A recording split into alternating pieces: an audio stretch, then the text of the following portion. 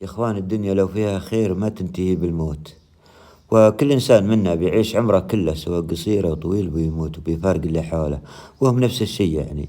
الدنيا ما هي دار خلد، دار يعني فناء. ومهما يعني تمتعنا فيها ناكل ونشرب وننام ونصحى، تمر الليالي والأيام والله ما كنا لا نمنا ولا صحينا ولا كلنا ولا شربنا.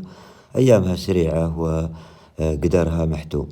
فما يستفيد الإنسان إلا العبادة فقط من هذه الدنيا. يعني تخرج من هذه الدنيا ما استفدت إلا عبادتك. أنا يا إخوان أرسل لي الشاطئ المهجور الله يعافيه، هذا المقطع البير ومزرعة والدي، وكانت والله واحة خضراء هنا مزرعة، وأثرت فيني وقلت هذه هي الأبيات. أثرت الملهمة في عجستك يا الشاطئ المهجور، عسى يمناك تسلم يا نبي القلب والصورة. تذكر في زمن سابق معالم مشهدت في زور حقايق، تشهد الماضي لعب فيه الزمن جوره.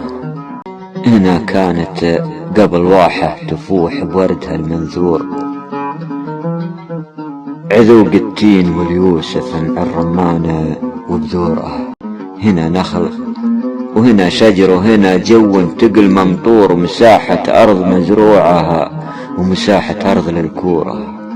وهنا كانت بداياتي كطفل تو شاف النور، ترعرع في كنف رجل عرف في طيبها وشوره.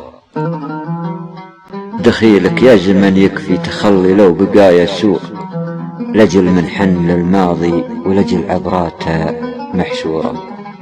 وهذه عادة الدنيا ما دامت للفرح والسرور، ولا تصفى مشاربها وكل لاحقها دوره.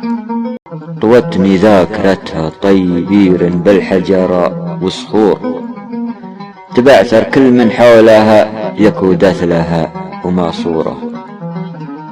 نايف ابن ذويب.